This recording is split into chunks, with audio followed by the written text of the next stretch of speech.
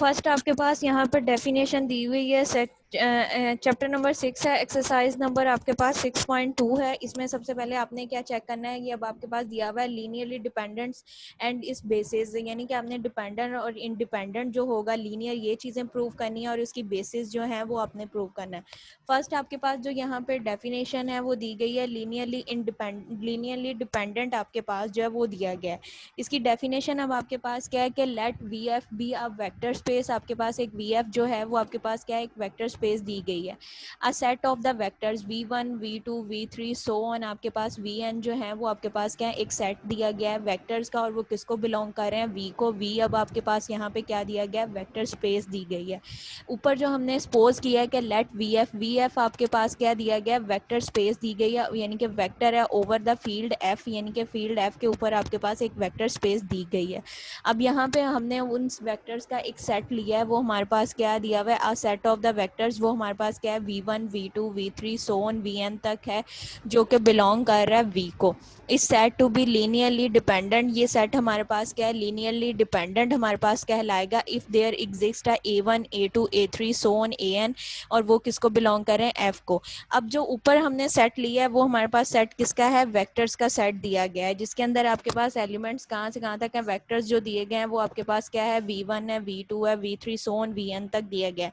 और ये जो वेक्टर्स हैं वो किसको बिलोंग कर रहे हैं, v को बिलोंग कर रहे हैं। सेकंड हमने जो लिया है वो हमारे पास सेट जो लिया है वो हमने स्केलर्स लिए हैं, वो आपके पास क्या है, a1 a2 a3 जो है सो ऑन आपके पास कहाँ तक, an तक है, यानी कि जितने आपके पास वेक्टर्स हैं उतने ही आपके पास क्या हैं, वो स्केलर्स हैं, और वो किसको बिलोंग कर रहे हैं, af को बिलोंग कर रहे हैं। Not all zero. अब ये जो स्केलर्स हैं इसमें से कुछ जो आपके पास एलिमेंट्स होंगे जो स्केलर्स होंगे वो आपके पास जो है वो जीरो होंगे, लेकिन तमाम जो आपके पास स्केलर्स दिए गए हैं वो तमाम के तमाम जो हैं वो जीरो नहीं होंगे, उसमें से कुछ होगा या अदर देन एक, यानी कि वन, उसमें से कोई ना कोई एक एलिमेंट जो होगा वो आपके पास क्या होगा, नॉन जीरो दिया जाएगा। ठीक है, और इनको स्केलर्स को जब वेक्टर के साथ मल्टीप्लाई करोगे तो वो आपके पास क्या, लीनियर कम्बिनेशन, जो लास्ट आप लोगों ने एक्सरसाइज की है 6.1 उसमें आप लोगों ने किया था लीनियर कम्बिनेशन, हमने उसमें किया था कि लीनियर कम्बिनेशन आपके पास क्या बनता है। अब यहाँ पे भी आपके पास ये सेट वही दिया गया है, यहाँ पे आपके पास क्या दिया हुआ है कि हमारे पास एक वेक्टर का सेट लिया है, दूसरा हमने जो है वो स्केलर्स का सेट लिया है। वेक्टर्स हमारे पास कहाँ से हैं, v1 v2 v3 so on आपके पास vn तक जा रहे हैं, और वो सब तमाम के सेट जो है वो किसको बिलोंग करते हैं, वेक्टर। आपके पास जो वेक्टर्स स्पेस दिया जाता है उसको बिलोंग करते हैं, और a1 a2 a3 जो हमने स्केलर्स लिए हैं वो आपके पास किसको बिलोंग करते हैं, f को बिलोंग करते हैं, यानी कि फील्ड को उसके बिलोंग करते हैं।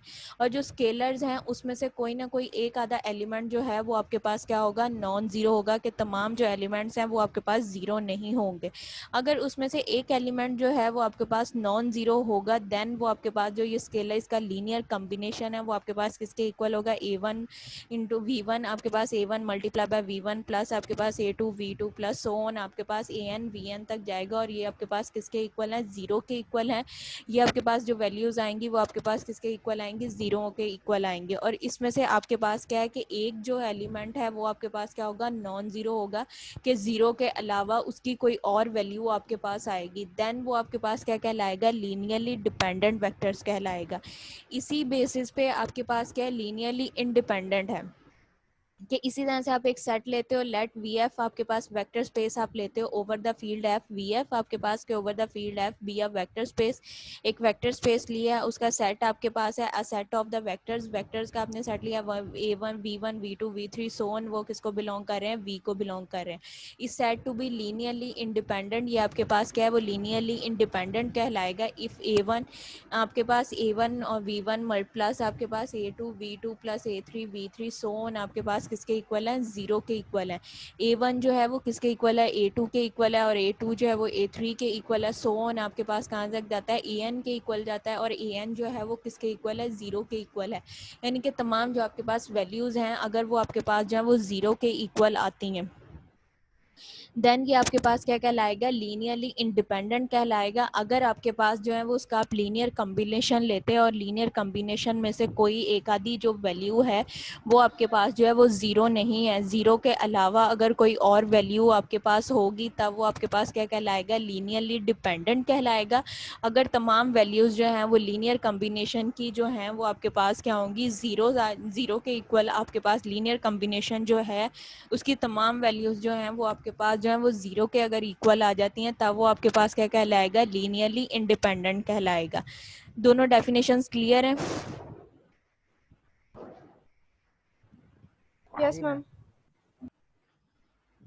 नेक्स्ट अब आपके पास क्वेश्चन नंबर 1 दिया गया है। उसने यहाँ पे कहा है कि डिटरमाइन वेदर द फॉलोइंग, आपके पास वेक्टर दिया गया है, weather the following vector in R4 के आपके पास क्वेश्चन नंबर 1 है एक्सरसाइज 6.1 का। उसने दिया है कि डिटरमाइन, इसको करें कि whether the following vectors in the R4 are linearly independent और लीनियरली डिपेंडेंट। के आपके पास यहाँ पे R4 का एक वेक्टर दिए गए हैं, वो आपने चेक करना है कि वो आपके पास लीनियरली डिपेंडेंट है या आपके पास क्या है, इंडिपेंडेंट है। अब आपके पास जो वेक्टर है पार्ट 1 जो है उसमें आपके पास क्या दिया गया है, 1 है, 3 है, -1 है, 4 है। इसमें आपके पास हर वेक्टर में आपके पास कितनी वैल्यूज़ हैं, 4 हैं, और वो फिर आपके पास R4 था, दैट्स वाई इसके बाद जो वेक्टर के अंदर वैल्यूज़ भी आपके पास पाई जाएंगी वो भी आपके पास क्या होंगी, 4 आपके पास आएंगी। अब यहाँ पे आपके पास वैल्यूज़ क्या है, 1 है, 3 है, -1 है, 4 है। सेकंड आपके पास वेक्टर्स क्या दिया हुआ है, 3 है, 8 है, -5 है, 7 सेकंड वेक्टर आपके पास दिया गया है। थर्ड आपके पास जो वेक्टर्स दिया गया है वो आपके पास क्या है, 2 है, 9 है, 4 है, 23। ये आपके पास उसके 3 वेक्टर्स दिए गए हैं इन R4 के। इनकी वैल्यूज़ जो हैं वो आपके पास किसके अंदर है, R4 के अंदर है। अब आपने कहा है, उसने कहा है कि ये जो आपके पास वेक्टर दिया गया है R4 के अंदर, यानी कि लीनियर आपके पास है। R4 आपके पास क्या है, रियल लाइन है, और R4 का मतलब है कि उसके अंदर एलिमेंट्स जो हैं वो आपके पास 4 होंगे। लास्ट टाइम आप लोगों ने किया था वेक्टर, उसमें R3 था। R3 का मतलब था कि उसमें ट्रिपल आपके पास है, नंबर ऑफ एलिमेंट जो होंगे वो आपके पास ट्रिपल होंगे।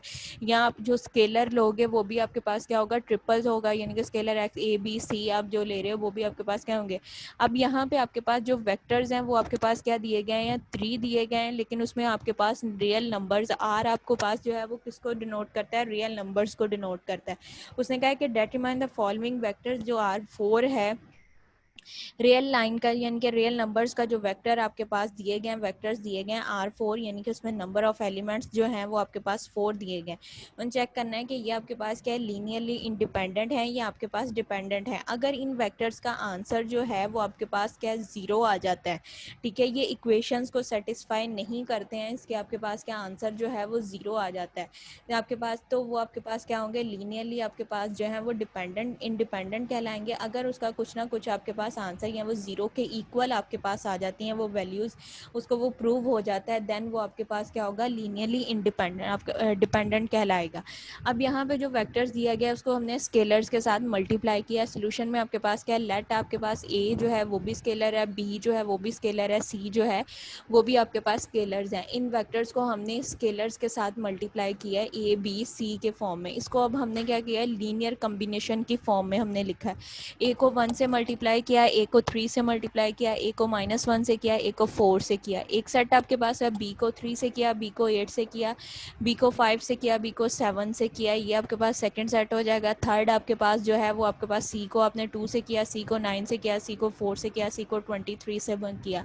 तो ये आपके पास जब आप इसको मल्टीप्लाई कर रहे हो तो ये आपके पास फॉर्म बन रही है A1 V1 plus A2 V2 A3 V4 A3 V3 A4 V4 so on, आपके पास AN VN तक यानी जा रहा है, यानी कि लीनियर कम्बिनेशन की फॉर्म में आपके पास आ रहा है। अब यहाँ पे हमारे पास जो ये वेक्टर्स दिए गए हैं, स्केलर और वेक्टर्स का हमने लीनियर कम्बिनेशन किया है, इसमें से हमने इक्वेशंस बनानी है। उसके लिए हम क्या करेंगे, नंबर ऑफ एलिमेंट्स हम यहाँ पे उठाएंगे। तो फर्स्ट में से हमारे पास जो है सेट है, इसको इक्वल टू हमने क्या लिया, इसको 0 के इक्वल लिया है। और हमने ये कहा है कि जो ए बी सी हमने जो स्केलर्स लिए हैं वो किसको बिलोंग करते हैं, फील्ड को बिलोंग करते हैं।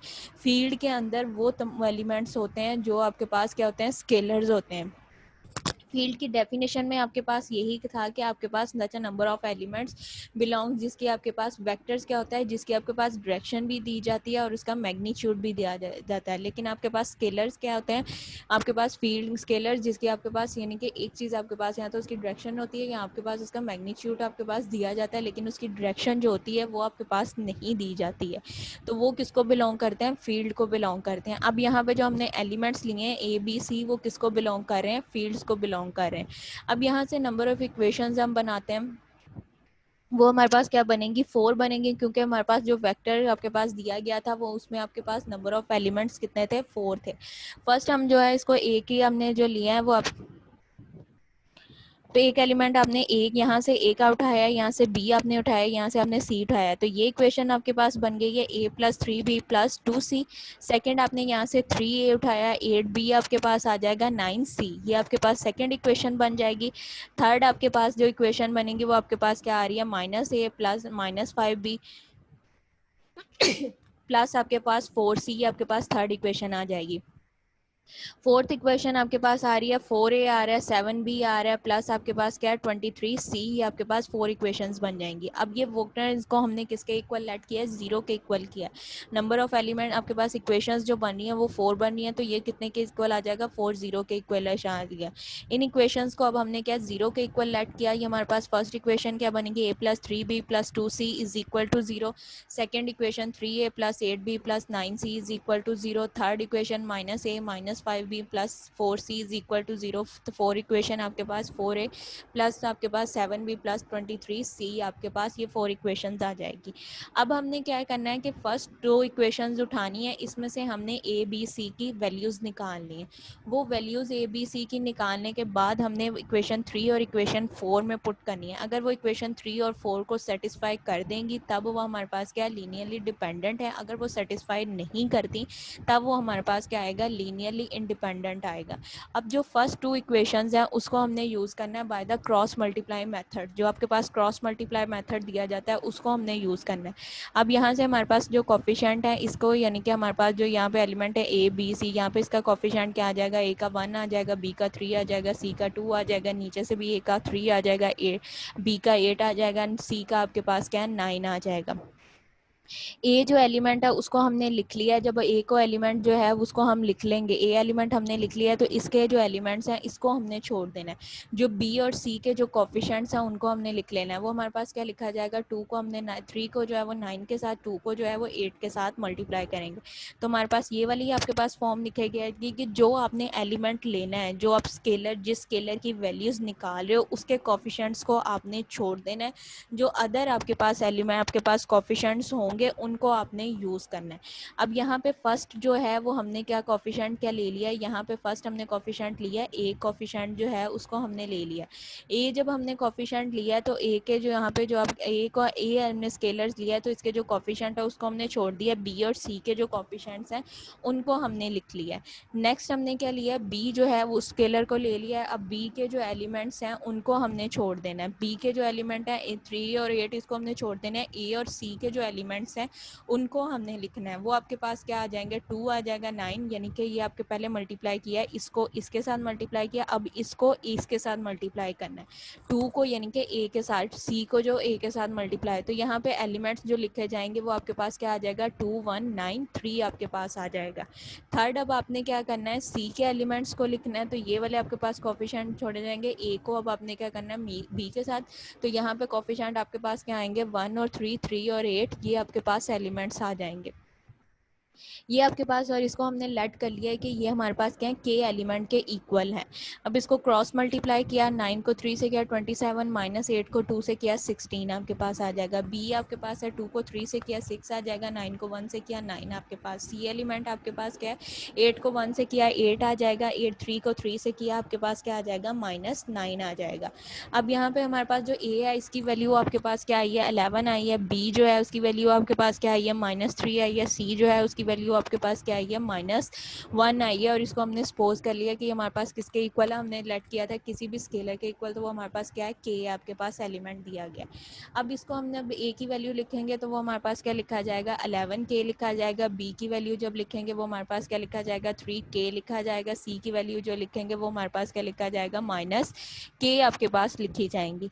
अब ये जो आपके पास a b c की वैल्यूज निकली हैं, ये जो हमारे पास जो प्रीवियस इक्वेशन दी गई थी, इक्वेशन 3 और 4, वो हमारे पास क्या थी, 4 इक्वेशंस दी गई थी। फर्स्ट 2 इक्वेशंस जो है ये हमने यूज़ की, इनको यूज़ करते हुए हमने a और b की वैल्यूज़ निकाल, a b और c की वैल्यूज़ निकाल ली हैं। यहाँ पे अब आपके पास जो इक्वेशन दी गई हैं इसमें से आपकी मर्जी है कोई सी भी 2 इक्वेशंस उठाओ, उन दोनों इक्वेशंस को उठा के जो है वहाँ से a b जो आपके पास स्केलर्स दिए गए हैं उनकी वैल्यूज़ आपने फाइंड करनी है। वो वैल्यूज़ फाइंड करने के बाद जो आपके पास रिमेनिंग इक्वेशंस बचती हैं उनके अंदर आपने वो वैल्यूज़ पुट करनी है। अगर वो वैल्यूज़ पुट करने से वो इक्वेशंस जो हैं आपके पास सेटिस्फाई हो जाती हैं, देन ये आपके पास, अब देखो हमारे पास a की वैल्यू क्या आई थी, हमने इक्वेशन 3 में पुट किया। इक्वेशन 3 आपके पास यहाँ पे क्या दी हुई है, माइनस आपके पास a है, -5b है, +4c इज इक्वल टू 0। ये आपके पास इक्वेशन 3 गई है। अब यहाँ पे हमने a की जगह पे क्या पुट कर दिया, -11 कर दिया। 5 आपके पास -5 वैसे ही आएगा, b की जगह पे आपके पास -3 आ जाएगा, +4 और c की जगह पे आपके पास क्या आ जाएगा, -1 आ जाएगा। 4 को -1 से मल्टीप्लाई किया, आपके पास वैल्यू क्या आ जाएगी, -4 आ जाएगी। 3 है जो इसको 5 से किया तो आपके पास 15 आ जाएगा, और माइनस माइनस आपके पास प्लस हो जाएगा, तो ये आपके पास +15 आ जाएगा। -11 और -4 तो आपके पास क्या हो जाएगा, -15, और ये आपके पास क्या, +15। -15 और +15 ये कटिंग हो जाएगा, यहाँ से आपके पास आंसर क्या आ जाएगा, 0 आ जाएगा। और ये आपके पास किसके इक्वल था, 0 के इक्वल था। इक्वेशन 3 जो है वो आपके पास क्या है, सेटिस्फाई हो गई है। इसी तरह से अब इक्वेशन 4 है, उसको हमने सेटिस्फाई करना है। इक्वेशन 4 हमारे पास क्या दी हुई थी, वो आपके पास क्या है, 4a + 3b प्लस आपके पास क्या है, 23c दिया हुआ है। c की वैल्यू आपके पास क्या है, -1। वो जी बेटा कुछ बोला है, सी की वैल्यू आपके पास क्या है, -1 है, वो पुट कर दोगे। बी की वैल्यू आपके पास -3 है, वो पुट कर दो। ए की वैल्यू आपके पास 11 है, वो आपने पुट किया। 11 को 4 से मल्टीप्लाई करो, 44 आ जाएगा। 7 को 3 से मल्टीप्लाई किया, आपके पास 21, और प्लस माइनस माइनस का साइन तो -21 आ जाएगा। और यहाँ पे आपके पास क्या है, आपके पास +23 और -1, -23 को -1 के साथ मल्टीप्लाई किया तो आपके पास क्या हो जाएगा, -23 आ जाएगा आपके पास। अब यहाँ पे आपके पास क्या, 44 है, -21 है, -23 है, इनको प्लस किया, -23 और -21 जो है माइनस माइनस होंगे, प्लस साइन क्या आएगा, माइनस का आपके पास आएगा। तो ये आपके पास क्या हो जाएगा, -44, और वो आपके पास क्या है, +44। -44 + 44 इज इक्वल टू 0 आपके पास। तो ये इक्वेशन 4 जो है वो भी आपके पास जो है वो सेटिस्फाई हो जाएगी। अब यहाँ पे लिख सकते हैं हम लोग के hence the equations are satisfy the values, जो हमने वैल्यूज ली थी इक्वेशंस जो हैं वो उसको सेटिस्फाई कर रही हैं। अगर उसको सेटिस्फाई ना करती तो ये आपके पास क्या था, लीनियरली इंडिपेंडेंट आना था। अब ये इक्वेशंस जो हैं उसने उसको सेटिस्फाई आपके पास कर दिया है, यानी कि आपके पास कोई ना कोई स्केलर्स की एक, उसके बाद आपके पास क्या है, कोई ना कोई अननोन जीरो होगा। ठीक है, जब आपके पास जो है वो नॉन जीरो आपके पास होगा, देन वो आपके पास जो वैल्यूज हैं वो आपके पास उसको सेटिस्फाई कर देंगी। वो जीरो के इक्वेशंस जो हैं वो आपके पास जो है वो सेटिस्फाई हो जाएंगी। देन आपके पास ये क्या कहलाएगा, लीनियरली इंडिपेंडेंट है आपके पास। यहाँ तक ये क्वेश्चन क्लियर है? मैम ये समझ नहीं आई, आपने कहा है कि लीनियर डिपेंडेंट में एक नॉन जीरो वैल्यू आती है, तो ये सारी जीरो आ रही थी, तो ये लीनियर डिपेंडेंट कैसे हुआ? यहाँ पे देखो, इसकी इक्वेशन आपके पास जो डेफिनेशन है उसमें आपके पास उसने कहा है कि let f be a field, यानी कि वी आपके पास क्या है, वो आपके पास vector space over a field be a vector space. आपके पास वेक्टर स्पेस है, a set of the vectors के वेक्टर्स का एक सेट जो है वो लीनियरली इंडिपेंडेंट होगा अगर आपके पास a1 a2 a3 जो है वो बिलोंग किसको करेंगे, एफ को। और वो नॉट ऑल जीरो के तमाम जो वैल्यूज़ हैं वो जीरो नहीं होनी चाहिए, उसमें से कोई ना कोई वैल्यू जो है वो आपके पास क्या होंगी, नॉन जीरो होंगी। अब जब हमने इस इक्वेशन को सॉल्व किया है,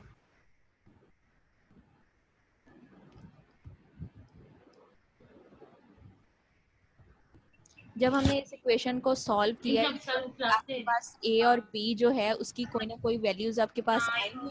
ए वैल्यू भी आपके पास आई है, बी जो है उसकी वैल्यू भी आई है, सी जो है वो अभी आपके पास वैल्यूज जो हैं उसकी वैल्यूज आपके पास आई हैं, ठीक है। वो वैल्यूज आपके पास अगर ना आती देन ये आपके पास जो था वो आपके पास क्या कहलाना था, अगर वो वैल्यूज आपके पास कोई ना आती कि वो इस इक्वेशंस को सेटिस्फाई ना करती, जो हमने जीरो लिया था, यानी कि यहाँ पे हमने पुट किया है कि ये जीरो के इक्वल है, अगर यहाँ पे ये जीरो के इक्वल जो है वो सेटिस्फाई ना होता तो ये हमारे पास वैल्यूज आई हैं। यहाँ पे ये जो स्केलर्स हैं हमारे पास ए बी सी, हमने जो स्केलर्स लिए थे इनकी कोई वैल्यूज आई हैं, ये हमारे पास नॉन जीरो नहीं हुए। आगे इन वैल्यूज को यूज करते हुए जब हमने इक्वेशंस यूज की हैं तो वो हमारे पास क्या आई हैं, जीरो के इक्वल आई हैं। अगर आप यहाँ पे आपके पास जो आपने ये वैल्यूज ली हैं, ये वाली वैल्यूज हम निकालते और वैल्यूज इनको यहाँ पे इस इक्वेशंस में पुट करते तो वो इसको सेटिस्फाई अगर ना करती तब ये आपके पास क्या था, लीनियरली इंडिपेंडेंट होना था। अब ये हमारे पास यानी कि स्केलर्स की वैल्यूज ही हैं, स्केलर्स की वैल्यूज हमारे पास आ गई हैं, तो ये हमारे पास क्या आए हैं, नॉन जीरोज आए हैं, ठीक है। अगर ये यहाँ पे हमारे पास जो वैल्यूज निकली थी, ये वैल्यूज जो है आगे जो इक्वेशंस हमारे पास जो रिमेनिंग इक्वेशंस बचती हैं उनको अगर सेटिस्फाई ना करें तब वो आपके पास क्या होती हैं कि वो वैल्यूज आपके पास नॉन जीरोज आ जाए, यानी कि वो आपके पास जीरोज होंगी कि वो वैल्यूज जो आपके पास स्केलर्स की निकली हैं वो सही नहीं है हमारे पास, यानी कि वो एग्जैक्ट वैल्यूज नहीं है। यहाँ पे जो स्केलर्स की वैल्यूज आई हैं ये आपके पास क्या होंगी कि एग्जैक्ट है, तो वो इक्वेशंस को सेटिस्फाई कर रही हैं आपके पास।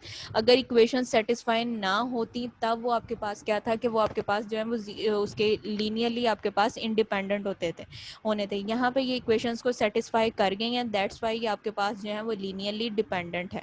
इसे सेकंड पार्ट करोगे तब आपको ये जो है वो क्लियर, ज़्यादा क्लियर उसका जो है पॉइंट क्लियर हो जाएगा। मैम ए बी सी में से भी किसी की वैल्यू अगर ज़ीरो आ जाए तो फिर भी लीनियरली डिपेंडेंट है?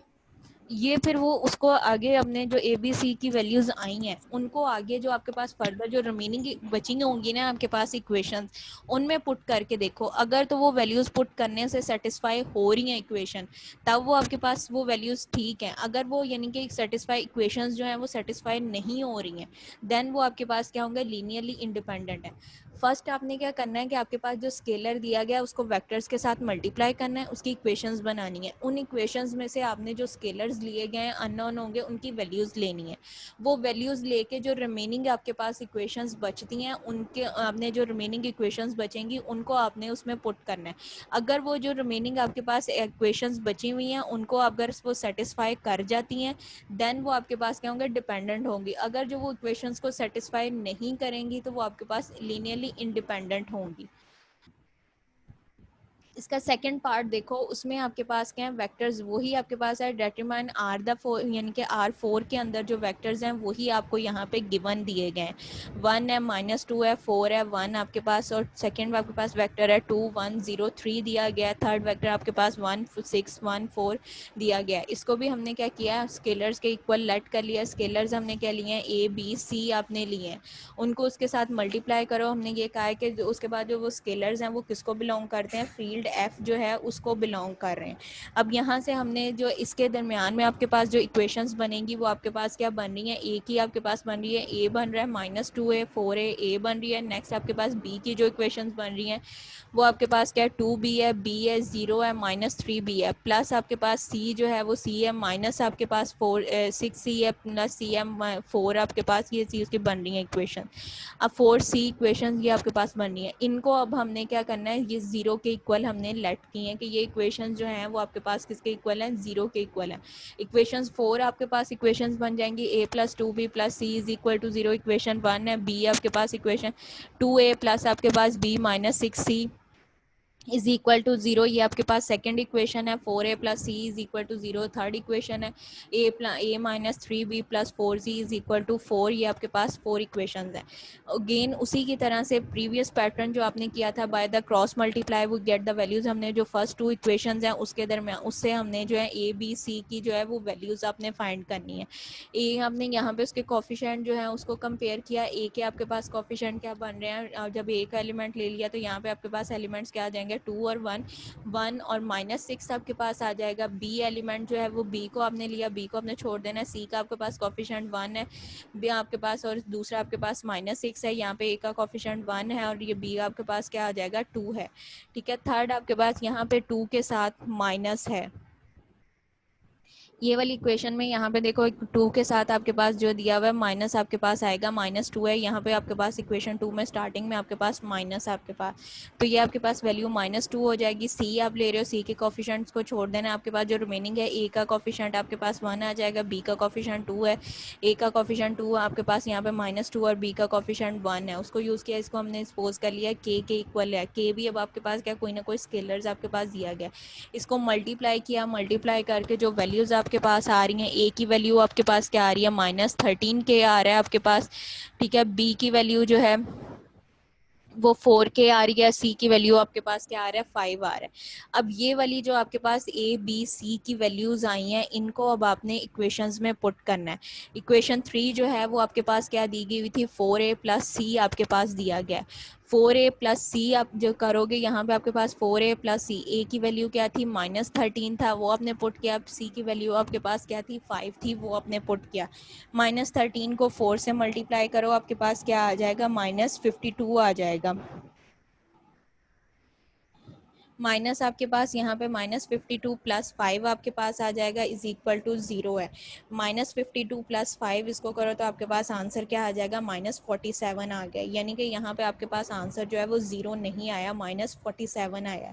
तो ये भी आपके पास जो वैल्यूज़ है वो डिफरेंट हो रही हैं कि वहाँ पे ये जो आपने ए बी सी की वैल्यूज़ निकाली हैं वो इस इक्वेशन को सेटिस्फाई नहीं करें। अब इसी तरह से इक्वेशन 4 है, उसमें चेक करेंगे, ए की वैल्यू आपके पास क्या है -13 है, बी की वैल्यू आपके पास क्या है 4 है, वो पुट की, सी की वैल्यू 5 है, इनको मल्टीप्लाई किया, -13 आपके पास 3 को 4 से किया -12 आ जाएगा, प्लस आपके पास 20 है, -25 प्लस 20 -5 इज इक्वल टू 0। अब यहाँ पे देखो आपके पास ये इक्वेशंस को सेटिस्फाई नहीं हो रही, जो हमने यहाँ पे स्केलर्स की वैल्यूज फाइंड की हैं, ए बी और सी हमारे पास क्या थे, स्केलर्स थे, फील्ड में से आपके पास एलिमेंट्स थे, इनकी जो हमारे पास वैल्यूज आई हैं उनको जब हम क्या है वो हमने उसने इक्वेशंस में नेक्स्ट जो आपके पास इक्वेशन 3 और 4 जो है उसमें अगर हमने पुट की हैं तो वो हमारे पास क्या है 0 के इक्वल नहीं आई हैं, यानी कि वो वैल्यूज़ जो हैं वो इक्वेशंस को सेटिस्फाई नहीं करती हैं।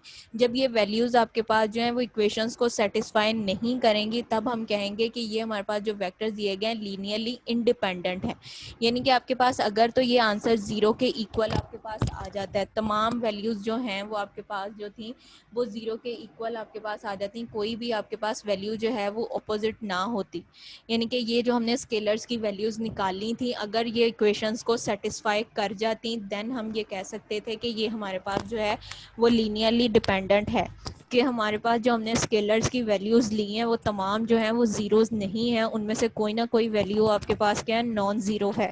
लेकिन यहाँ पे आपके पास जो वैल्यूज़ आई हैं वो आपके पास क्या आ रही हैं कि वो जो हमने वैल्यूज़ ली हैं वो हमारे पास एक्यूरेट नहीं आ रही, वो उस इक्वेशंस को सेटिस्फाई नहीं कर रही, मतलब कि ये वैल्यूज़ जो हैं ये हमारे पास जो के है, के आपके पास के की कोई भी वैल्यू नहीं है, वो आपके पास क्या हो रहा है, के जो है वो आपके पास जो है वो 0 ही हो रहा है।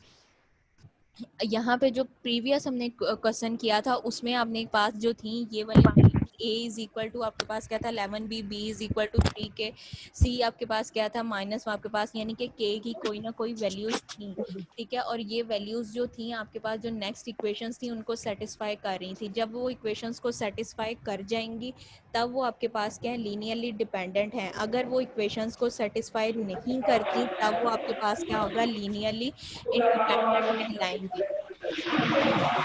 अगर आपने आपके पास क्या है, आपने जो क्वेश्चन दिया जाता है वेक्टर दिया जिस जाता है, भाई का काम खराब है लोग फिर का अपना माइक जबरदस्त बंद करें, 2 करोड़ रुपया साल जो का तैनात हो गया था, जो आपके बजाय पास आमदन वेक्टर में दिया पूरे गया साल है में उसको आपने क्या वजह भी करना है, जो 15 आपके रुपये पास ना हो। अबू स्टूडेंट हरारा है अपना उसके माइक बंद साथ करो। माइक किसका है, अपना अब माइक तो बंद पहले करें। मैम अबू हरारा लड़का है एक।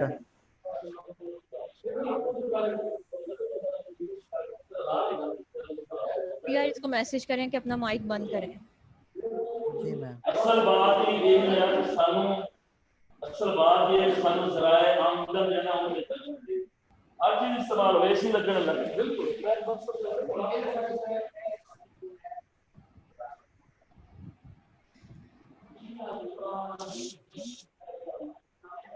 स्केलर और वेक्टर्स आप उसको पहले आपने क्या करना है, लीनियर कॉम्बिनेशन की फॉर्म में लिखना है। लीनियर कॉम्बिनेशन की फॉर्म में लिखने के बाद कोई से भी दो इक्वेशंस लेके आपने जो अननोन यानी कि स्केलर्स जो आपने लिए हैं उनको आपने मल्टीप्लाई करना है।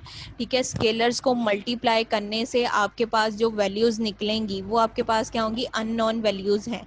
ठीक है, उन वैल्यूज़ को आपने जो रिमेनिंग इक्वेशंस बचती हैं उनके साथ आपने उसको यूज़ करके उसको सेटिस्फाई करना है। अगर वो उन इक्वेशंस को सेटिस्फाई कर जाता है तब वो आपके पास क्या होगा, डिपेंडेंट आपके पास कहलाएगा। अगर वो आपके पास उसको इक्वेशंस को सेटिस्फाई नहीं करता तो वो आपके पास क्या आएगा, इंडिपेंडेंट कहलाएगा।